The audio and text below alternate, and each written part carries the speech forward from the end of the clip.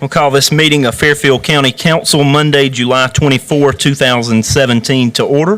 First item is the approval of the agenda. Do we have a motion? So moved, Mr. Chairman. Second. It's been moved and properly seconded to approve the agenda. Any discussion? Seeing none, those in favor? Aye. Those opposed? Thank you. We're now down to the invocation. Councilmember Douglas. Dear Lord, help this county and council in these trying times and cause us to make the proper decisions so everyone will understand why we do what we do. Amen. Thank you, Mr. Douglas. Real quickly, just want to let everyone know that Councilmember Robinson will be with us tonight. He's just running a few minutes behind due to an emergency. We're now down to the approval of the minutes, regular meeting July 10, 2017. Do we have a motion? Motion to approve the minutes of July 10th. It's been moved and properly seconded to approve the minutes of July 10, 2017 as written. Any discussion? Seeing none, those in favor? Aye. Those opposed? Thank you. We're now down to public presentations. There are none. And first, public comment session. Ms. Locklear, please. We have two speakers tonight. First, Ms. Lisa Brandenburg, speaking on progress and land use.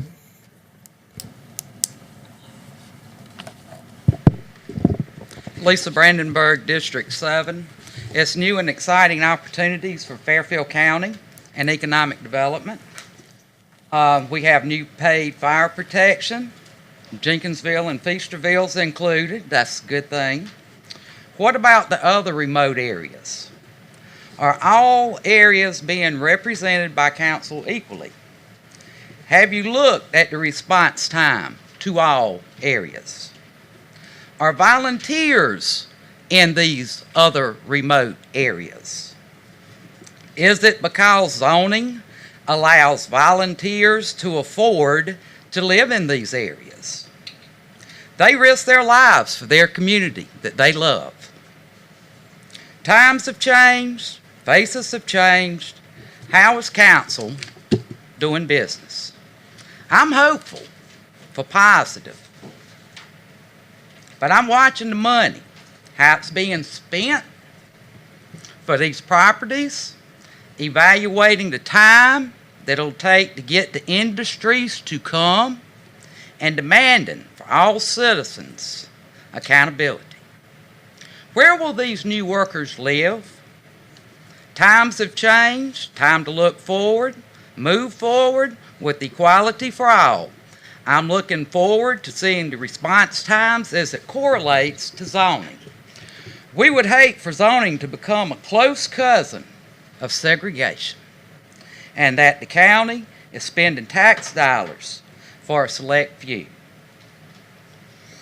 And P.S. Mount Zion is zoned R1. Good luck. Next, Mr. Randy Bright, speaking on ordinance number 683 and 686. Thank you. Randy Bright, District 1, Ridgeway.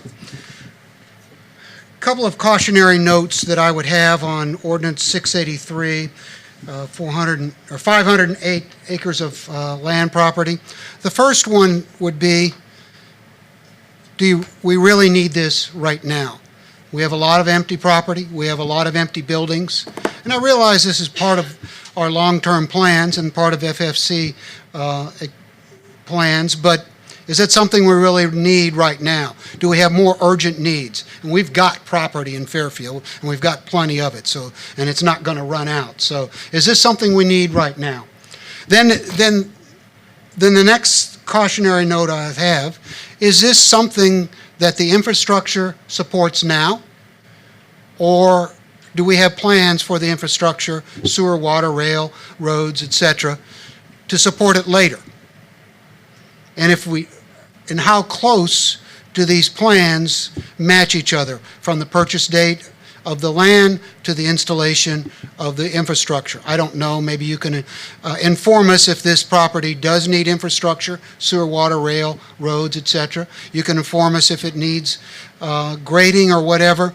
But is this a prudent purchase? If it is, and it's part of the plan, that's great. But if we thought it through, is it something we need now, considering we've got so much land available in this county, so many urgent needs, and the possible need of expensive infrastructure to this property. If we need it now, fine, but if we don't, it can be postponed. Next, I would like to elaborate a little bit on the building conservation that the county is agreeing to, and I think that's a smart idea. Why not even take it one step further and look at solar? Make a deal with SCANA. You know, I get electronically, I get stuff from SCANA all the time. Buy solar, buy it now. As a county, we could leverage this for long-term use and long-term savings. Also, we could present it to SCANA or SCE&G as, hey, make us a model for all municipalities within your service area. We might be able to cut a deal being a model and save the taxpayers and the county and the earth a little bit at the same time. Think solar, at least pursue it. Thank you. Thank you. That concludes segment 1. Thank you, Ms. Locklear.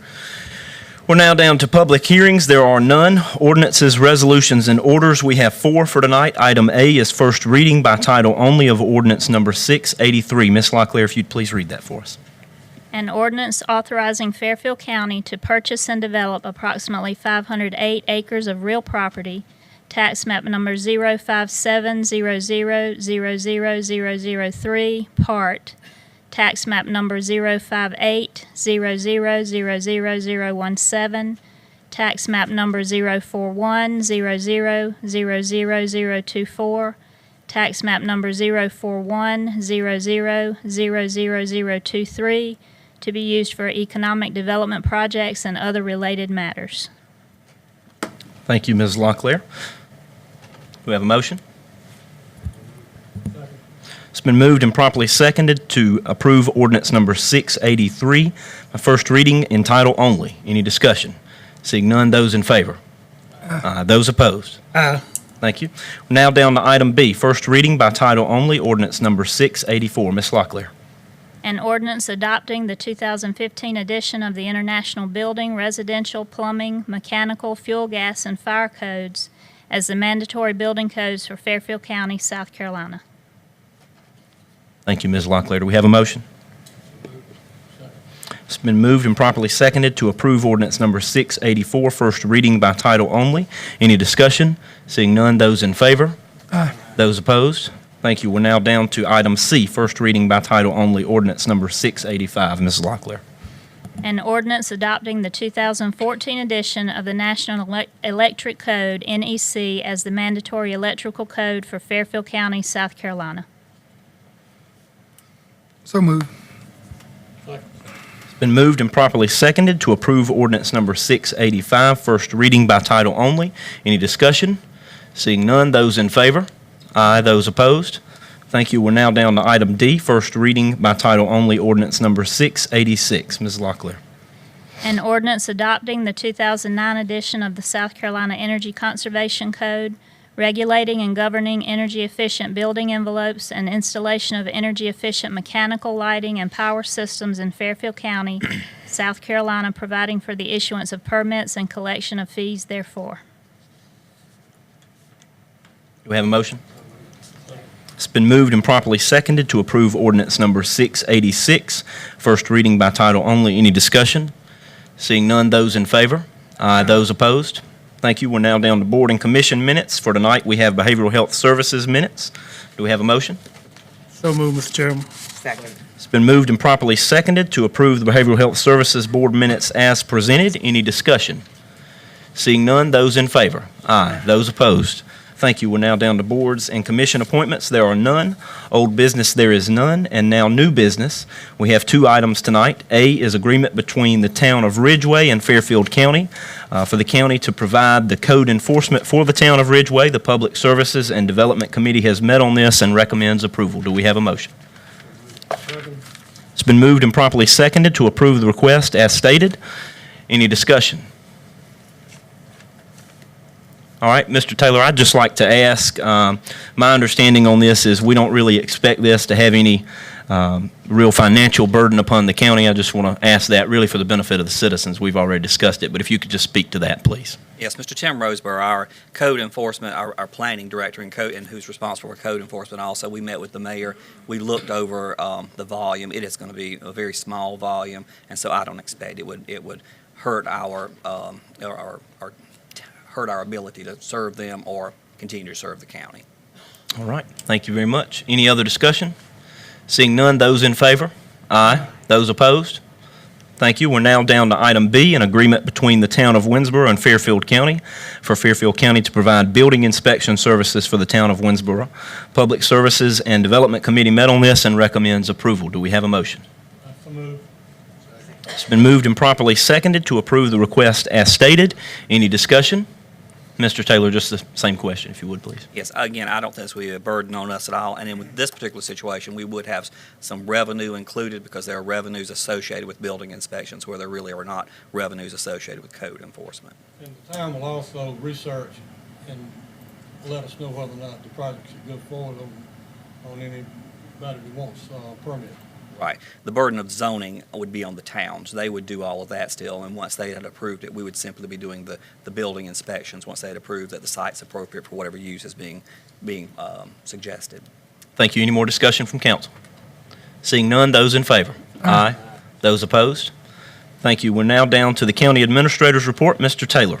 Just a few items. In keeping, we're trying to have a department head come and address council each council meeting. Today we'll have Mr. Bob Ennis from Animal Control come and give an update on what's going on in animal control and answer any questions council may have.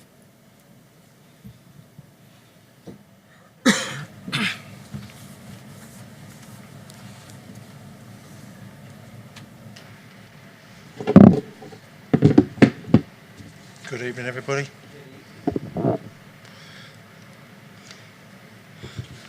This is really the start of my first year.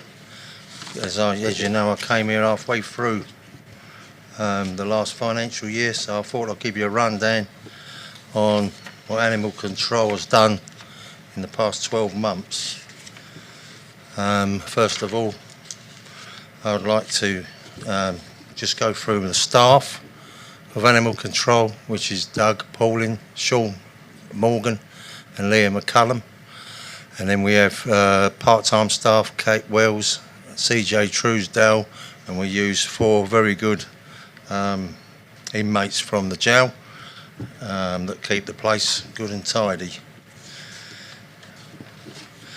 The next part is a report on exactly what's been going on, and I thought you might be interested to know the figures. Since I took over in October of 2016, Fairfield County has actually taken in 1,411 animals, of which 1,318 have been transferred out, which is a very large percentage. Of this, 611 were cats, 143 were surrendered to Fairfield County Animal Control by the members of the public. A whopping 468 cats were trapped mainly by Doug, because he seems to spend all day trapping cats, which is a major problem in this county. There's just so many calls to do with feral cats. It is quite a major problem. Of which there were 4 bite incidents with cats that were being reported to DEC in that time. There was 790 dogs taken in, 321 surrendered by members of the public, 434 strays were picked up, running mainly through Winnsboro and Ridgeway. There was 6 dogs that we picked up abandoned by various members of the public, and there were 4 dog bite incidences that were reported to DEC. There was actually 10 others that were brought in through cases of different types regarding the Sheriff's Department. Now these animals, 181 were actually adopted, 98 were owner reclaimed, 553 animals were transferred out to various rescues around the southeast and the northeast of the United States. One dog escaped, I'm afraid. 25 animals were released back to the wild because they was actually DNR problems, but we went out on them calls. 373 animals were euthanised. The majority of them were either sick, dying, or aggressive animals. And then 87 animals died straight after they came into animal control through illness or injuries from road accidents, etc. The next item, Fairfield County Animal Control helped with Fairfield County Sheriff's Department in prosecuting 6 people in that time for different animal cases of either neglect or abuse. And from 2016 to 2017 financial year, Fairfield County brought in the following amounts of money. Actual money for fines and costs related to owners collecting their animals, Fairfield County brought in $17,695.57. We were very graciously given $3,819.90 in donations from various people around South Carolina, not just Fairfield. And we opened a spay and neuter program for feral cats under pressure from various residents that think Fairfield County should do more for cats that are feral. So we have received $200 so far in donations towards their spay and neuter. So that's a total of $21,715.47. Right, Fairfield County Animal Control and Adoption has joined with the No Kill South Carolina organisation, which will enable us to network far greater than what we do at the moment, and get free advice and free training for educational programs where they supply literature for the schools. This organisation is part of the Charleston Humane Society in South Carolina, and the majority of major cities and most county-run shelters, their goal is all to try and become members of this organisation, and to do that you have to be in a position where you can prove that your cleaning standards and care for the animals in your shelters are up to standard, and that you only euthanize animals that are non-adoptable. Well, I'm very pleased to say that we was accepted, and that's for the county. I think it's a major achievement for Fairfield County. That's always open to discussion, but I mean, I've been in animal business for a long time, and something like that is a major achievement. You might not think so, but it is. There's not many counties that are in it at the moment. There's quite a number of cities, because everybody's trying to become no kill, because it's always good publicity and it's always the right thing to do for the animals in your county. At the moment, Fairfield County is using up to 200 different rescue organisations around the eastern coast of the United States to find homes. at no cost to Fairfield County residents at all. We don't pay people to take animals. They pay for the transportation of the animals, and if there's any medical work that we've done on the animals, they pay. Hence the bigger jump in the money coming in from the previous year, which I think was $7,000. So, you know, the idea is what we spend, we get back.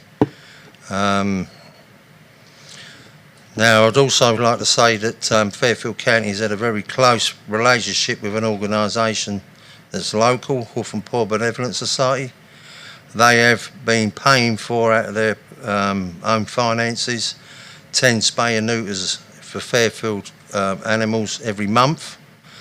And after long conversations with them, they are committed to carry on with that for the next, certainly for the near future, hopefully certainly for the next year, which is a major help to the costs of fixing animals.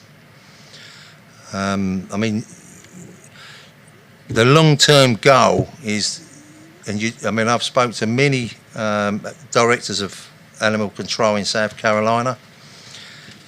If you can fix as many animals as you can, within 5 years you will actually see, you'll reap the rewards of it, because you're picking up less animals, because obviously they're not out there breeding away, you know. Now Fairfield County has started from this July, free spay and neuters for residents of up to 2 animals per household for the low-income people, the low-income families, which has started off reasonably good, actually. I'm very confident about that.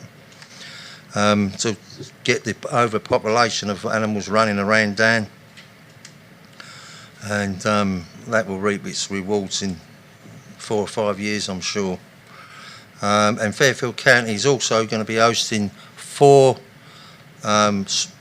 free rabies vaccine clinics for the residents of Fairfield County over the next 12 months, and that's going to be probably held on a Saturday morning, and it's going to be in different fire stations around the county, so that we get out to the rural areas where you know, people find it more difficult to bring their animals, to get their animals up to date on the rabies. And then last but not least, I'm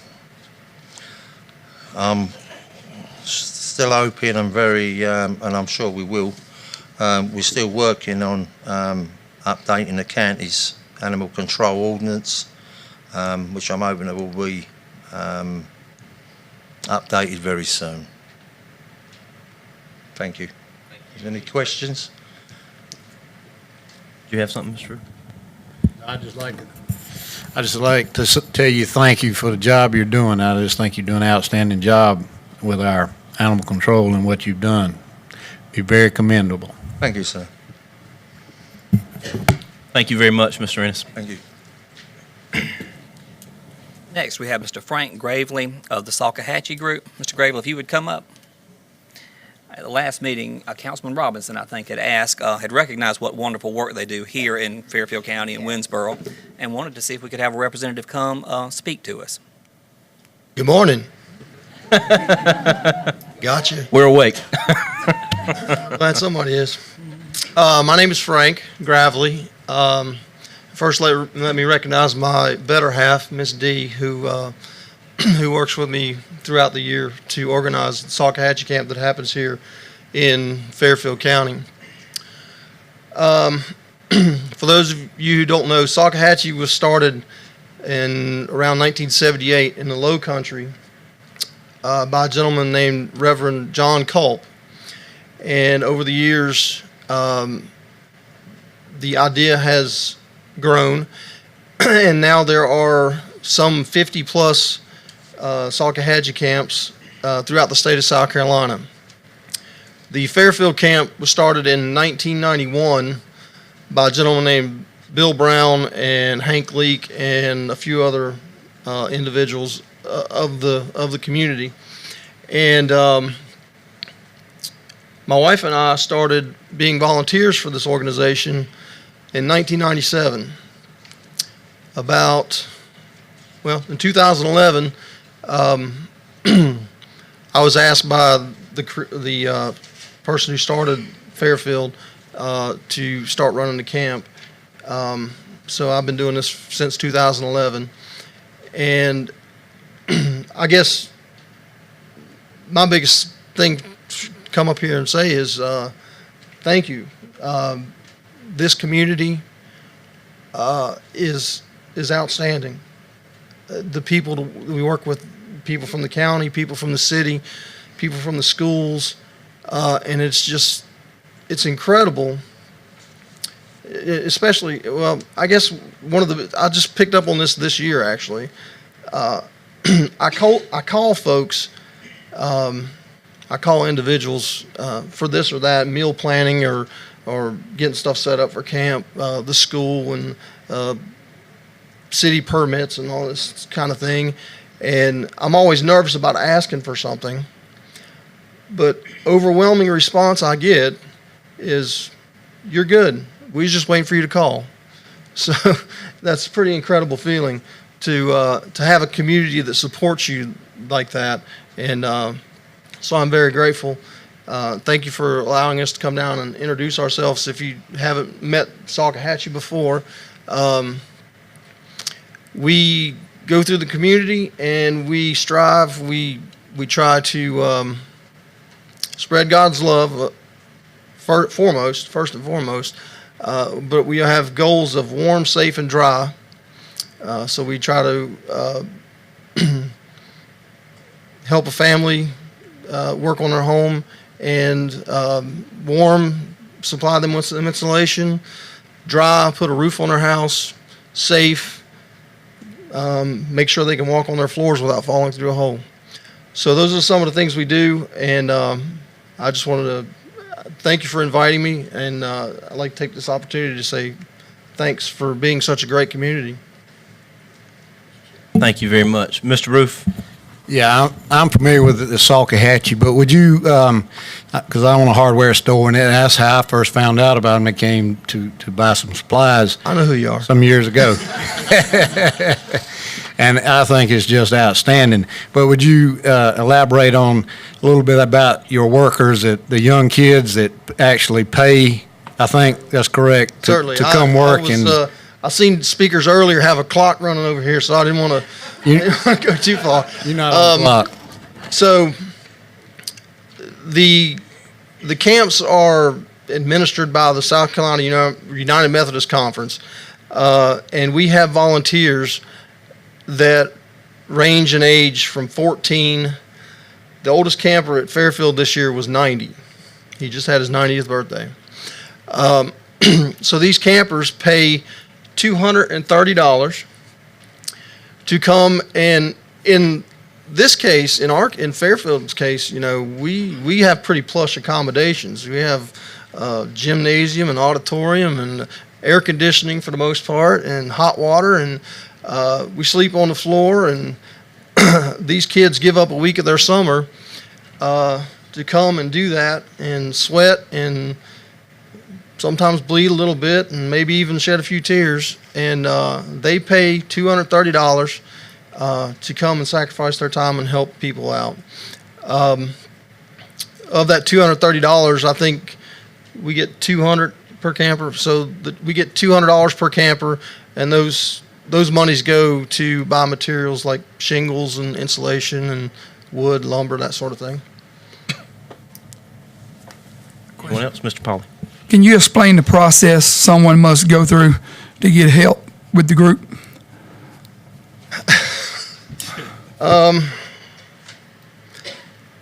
Typically, they call me. I get recommendations from all kinds of county and city organizations that recommend people, the home health care organizations, the DSS type folks, and that sort of thing. Local churches recommend folks to me all the time. And I have a running list.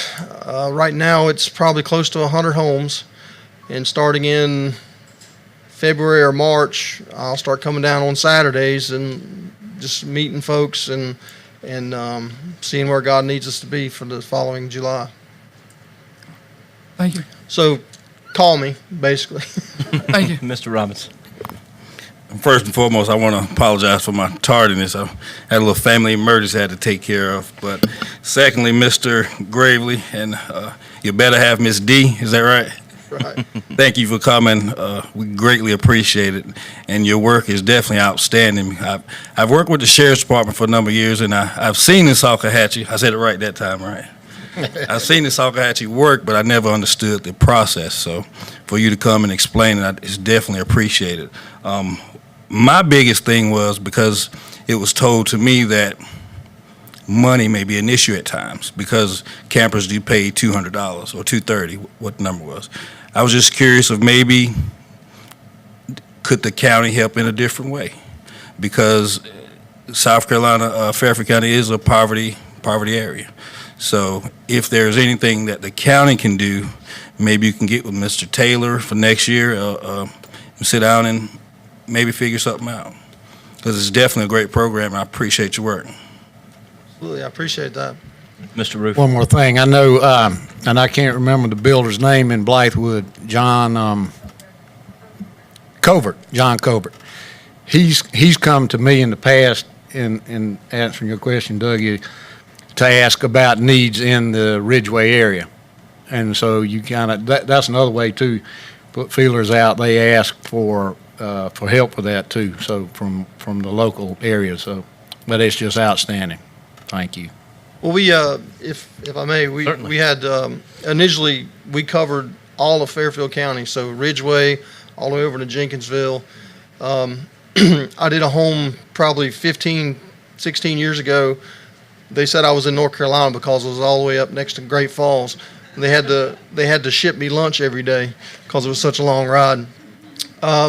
There is another camp started a couple years ago over in Jenkinsville. So I can get Mr. Taylor in contact with that young lady who runs that camp if you're interested in talking to her. So it kind of relieves a little bit of the load for the Fairfield camp. I have names over in Ridgeway. It's just, there's only so much we can get to, but we're aware of the folks over there, and we try to get over there every time we can. Okay, Mr. Chair. Yes, Ms. Goins. I want to say to you, Mr. Gregory, thank you so very much. You're absolutely right. You all have done great work over in Jenkinsville, and I'm familiar with that. And I thank you getting with Mr. Taylor, the information, and I will also be contacting you to see what I can do to work with you, because I'm in that area, Western Fairfield. Also want to say in that realm, as I see these young people come out, because I worked on one of your projects before, and I see how they work, that's a great way to learn skill sets. And we always talk about training our children. That's the way we're supposed to be training them, how to work, how to care for others. So this is a project that we need to push. Now, it's good to have people give you, but it's also better to learn how to give back. So when I'm encouraging this in Western Fairfield and Fairfield County, I'm going to do the same thing. Have your young people spend a week during the summer helping somebody else. Thank you so very much. Thank you. Thank you again, Mr. Gravely, for the work you and the group do. Thank you, sir. Mr. Taylor? The last item I have, as we have discussed previously with council, FAA has required that we change and update some things at our airport. And one of the first changes we're making is we now have a new interim airport manager. We have Ms. Denise Bryan, and I wanted her to come to council and introduce herself and go over some of her qualifications. Ms. Bryan?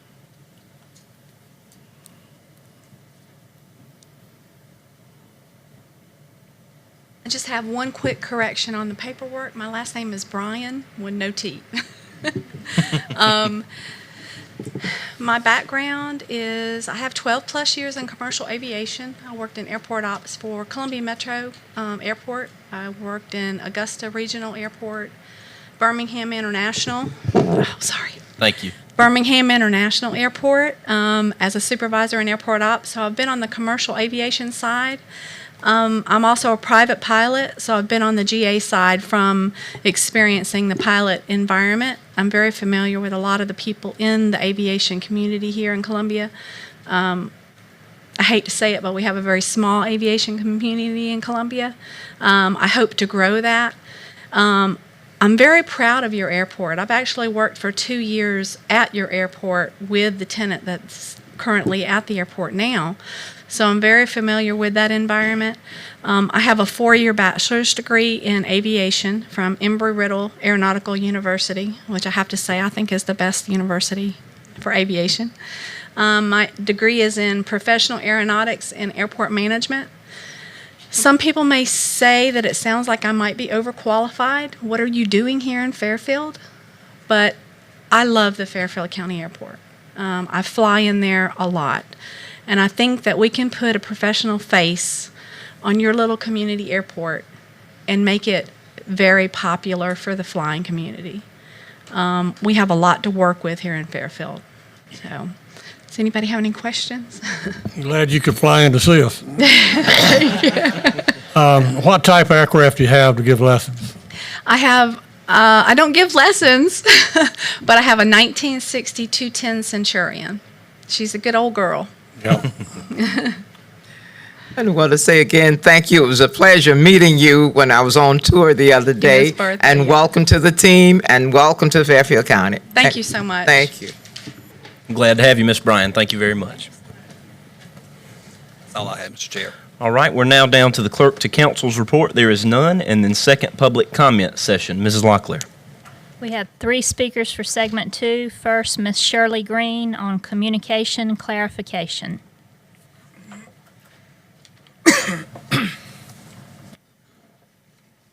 Thank you. Shirley Green, District 2. The last time I was at the council meeting, I was talking about communications, and in talking about communications, we were really talking about a session that Fairfield United had with some members of Fairfield County Council.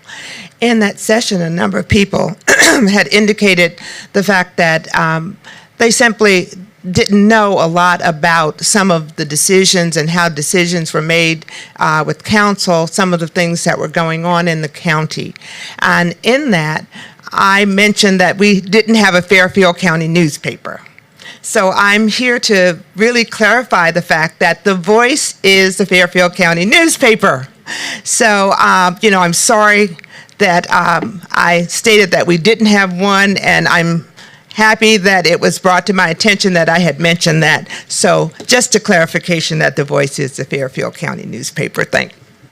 Thank you. Next, Mr. David Brandenburg on rezone.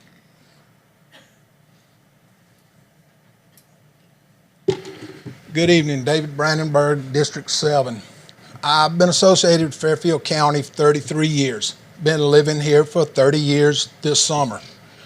During that time, coming in and out while we lived somewhere else, you learn the power brokers in the county. And we had some. Moved here, Mack truck was not quite going. I helped batch the concrete out, finished that, build a new state-of-the-art water plant. We were cruising along, doing good. Past few years, Mack truck left and Fairfield County started to slide. Same power brokers were running the show, except for some would die and others would take their place. People with money thinking they're a lot more important than they actually are. Well, last meeting, we had a rezone come up. It got shot down quick. Couldn't even go to second reading, to a public forum, to let the people know what's going on, why we wanted this rezoned. I'd like to know why it's shot down. Are y'all scared to realize that people might want to know that this is an exclusive white neighborhood? My wife said possible segregation. This is what it's bordering on. Median income in Fairfield County is around $32,000. At $32,000, you cannot go around pristine Lake Monticello and buy a piece of property and build a stick house. Certain power families have RD1 with cow pastures right across the street from the little property that we wanted to get rezoned. It's not my property. We're just trying to assist the gentleman that bought it. It's a beautiful little piece of place. All he wanted, put his little mobile home, that's the kicker. He can't. He wanted that just to retire on. Zoning Planning Commission is a puppet show. Walked in, they were predetermined. I was a cop. We were taught to observe, listen, and come to a reasonable observation of what's going on. They came in, didn't want to be there, didn't want to hear this. Questions from us, couldn't get a straight answer. Some of them were incorrect. Questions from the commissioners, predetermined, precise, to the point. Shouldn't have ever been there. Like to know the ratio also of African Americans to white on this commission and the other commissions, and wonder why, with this piece of property, why y'all cowered to the money. You cowered down. And look up. One who cowers is what? Thank you. Mr. Randy Bright on Everything Old is New Again. Including me. Randy Bright, District 1, Ridgeway. First of all, I'd be remiss if I didn't take this opportunity to publicly thank Mr. Ennis, Mr. Gravely, and the hope that Ms. Bryant brings to improving the quality of our lives in Fairfield. I'm really impressed with the three speakers we had, and we're on the move. Thank you. Thank you, all of you. Got a couple other subjects. Quickly, I want to get to first, local option sales tax. Number one, I bring this up because our own reports show we have a lot of work to do to make up for Walmart, but also I have an accounting question. In 2015, I'm speaking fiscal year, we collected lost sales tax, $2,100,000. This is from our own website. In 2016, we collected $1,300,000. In 2017, $993,000. So I said before, we have some work to do. And then the accounting question is, on our reporting site under the finance department, our collections stop or not reported from March on in 2016 and 2017. Did we just not put the numbers in there, or what happened with that? But in either case, we have some work to do, not only to make up for Walmart, but some accounting work to do. Speaking of accounting, thank you since the last speech for catching up the pay registers. Good job there, appreciate that. But as we look at the pay registers, I am reminded, speaking of old business, that we still have some bids to do. Motorola, $369,000 expense last month. When's our next bid for Motorola? And good old Mansfield Oil, again, they're pretty steady, $45,000 to $55,000 a month. We asked this last time. When was the last time we did a bid on Mansfield Oil, and when are we going to do a bid? There's a lot of oil companies out there, and one's even based in Blythewood. And then lastly, we still have not cleaned up our 2008 site for economic development. If I'm Mr. Gunter and I want to bring a Porsche plant to Fairfield County, and I look at our economic development site and see that it's dated 2008 with all the reporting inside it goes back to even 2007, I would not think highly of this county to move my Porsche plant to. So please, let's update that site. It doesn't even have our assistant director's name on that site. It has Ty's name. Thank you. All right. That concludes segment 2. We're now down to county council time. Any council members like to be recognized? Mr. Brandon Douglas. Bright, just to let you know, the property that we're buying on the one that you complained about on 683 or 663, 683. This is property beside 77. And if you go up to Richburg and Chester County, all those mills and stuff up there, it's coming this way. And we needed this property in order to be able to get the engines and stuff for Fairfield County. I received an email the other day, and I told the person I couldn't say anything about it because we just discussed it in the executive session and it hadn't come up from there. But I'm going to ask our Jenkinsville lady to explain the .29 site so he'll know what it's for and let you tell him. Thank you. Thank you. Mrs. Goins. Thank you so very much.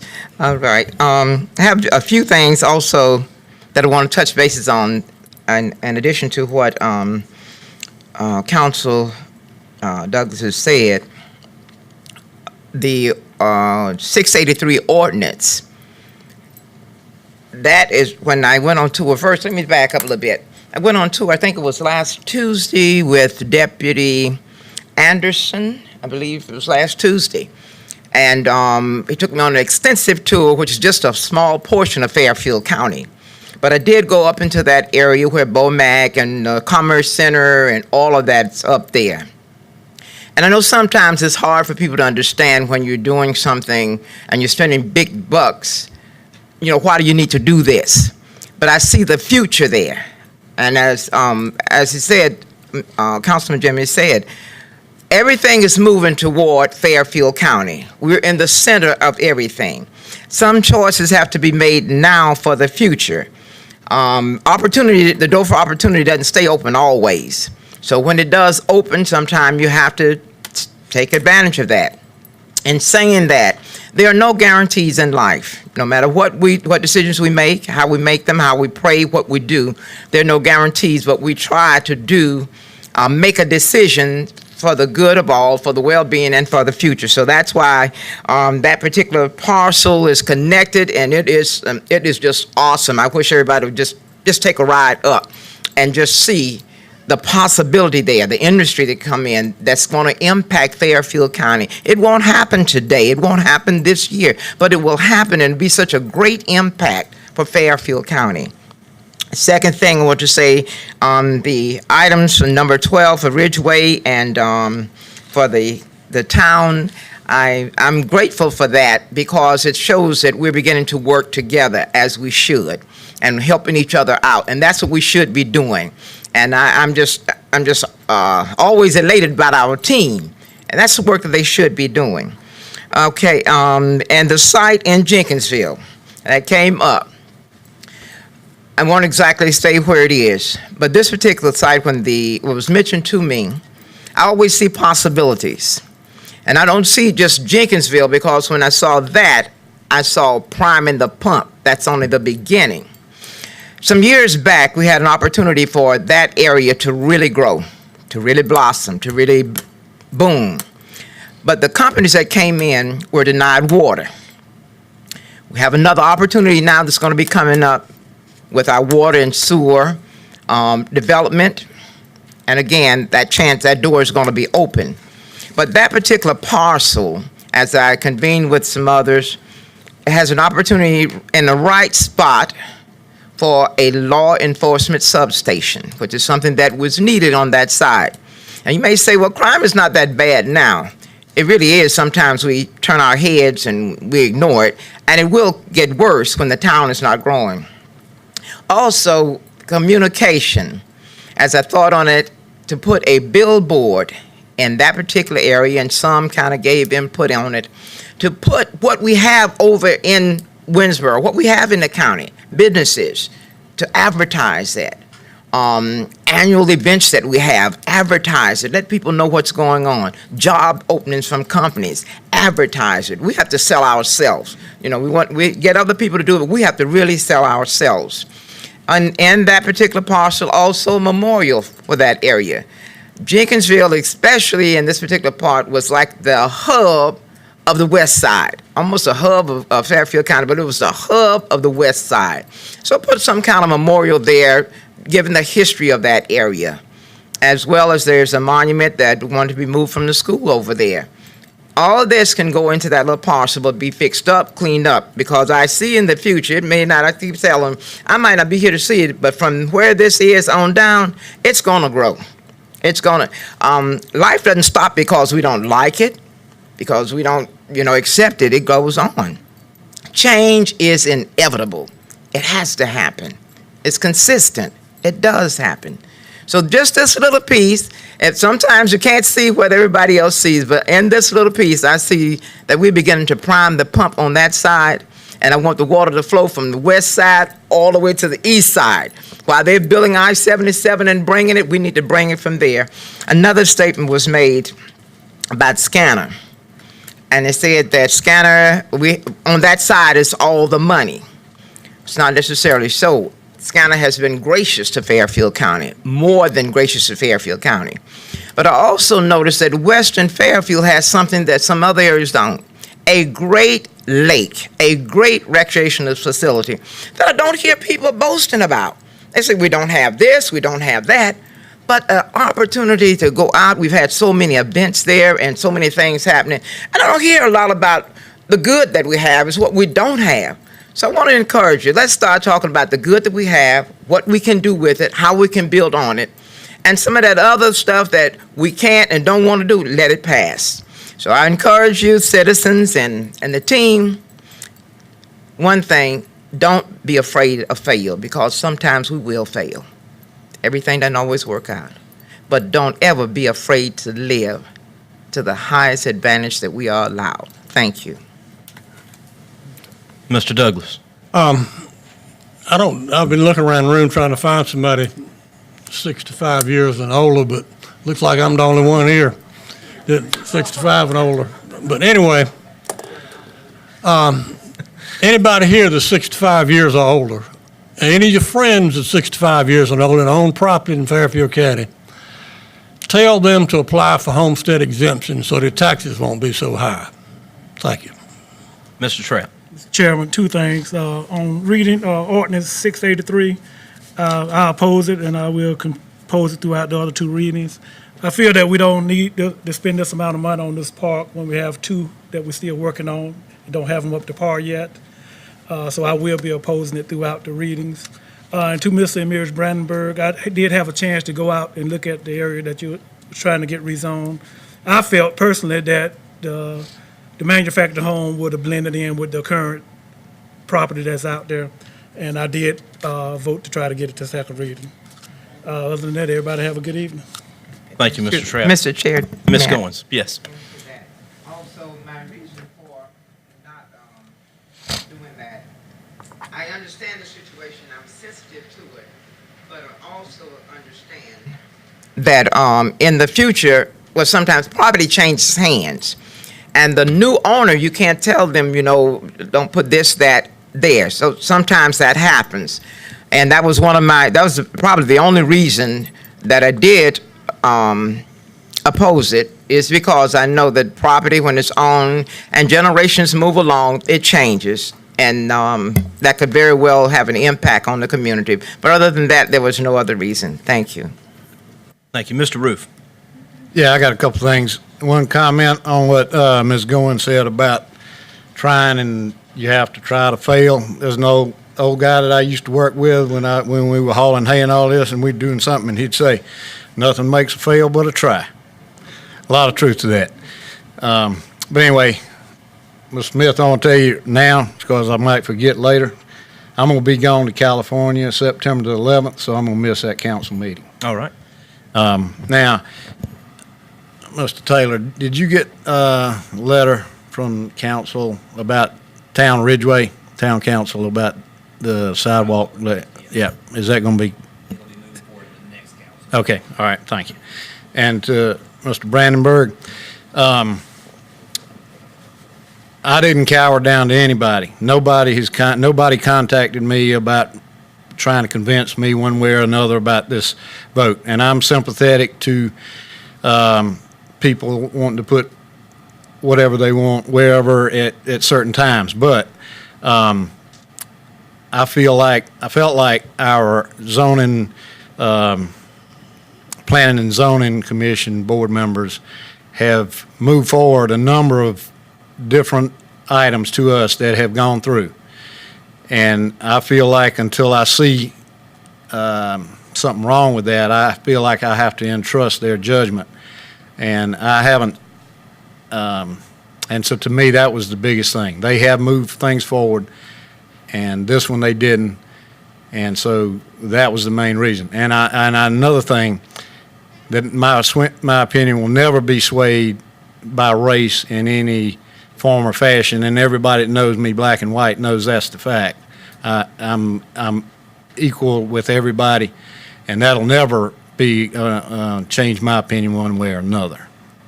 That's for sure. But I am sympathetic toward anybody in that. But I do feel for those reasons, that's the reason I voted no. Amen. Thank you, Mr. Roof. Anyone else? All right, well, I'd like to just share a little bit of information with everyone. I'm sure you've all seen the conceptual rendering over here for proposed Mount Zion project. Also, I'm sure you've seen on our agenda that we're one of the things in executive session that we're discussing tonight is with Town of Winnsboro representatives and representatives of a development company, First and Main Development, about this.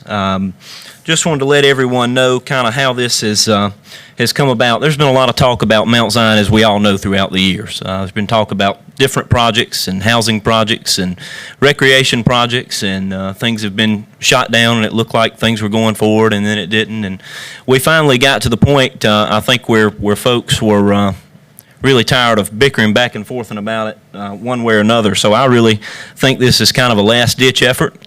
This is something that Mr. Taylor, in discussing potential with the property, kind of came up with, and I credit him for the idea. But what we're looking to do with this Memorandum of Understanding, and this is not a contract, it is a statement of intentions, and we're looking at moving that forward. I don't know if we'll do that maybe tonight after executive session if you want to stay, or we may do that at the next meeting. That'll be up to really everybody else here. But what we're looking at doing, the intentions that we're putting down on paper, is that the county will try to secure the property from the town of Winnsboro. The developer will have 180-day exclusive rights to pursue working on a purchase and development agreement to submit back to Fairfield County, performing due diligence, property inspections, evaluations, etc. Both parties are to cooperate and exchange information in a transparent manner to one another.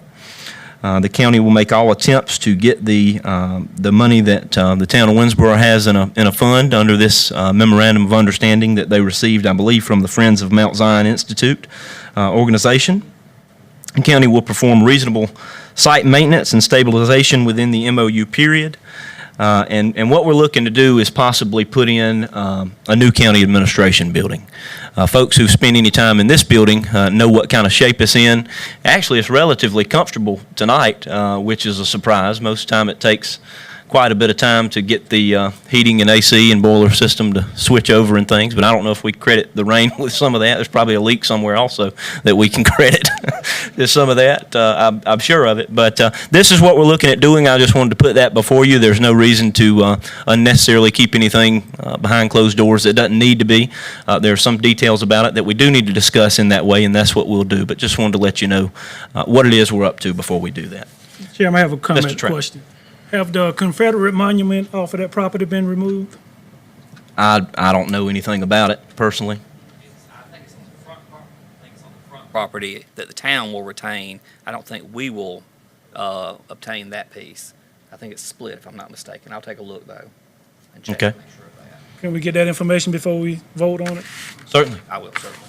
Certainly. And again, and we'll discuss this more in executive session, but what we have on the table in front of us, as has been presented to everyone, is a Memorandum of Understanding, which is, again, not a contract, only a statement of intentions. So we can, there's nothing binding here. All right. Anything else from council? All right, we're now down to executive session time. I'd like to announce that subsequent to executive session, council may take action on matters discussed in executive session.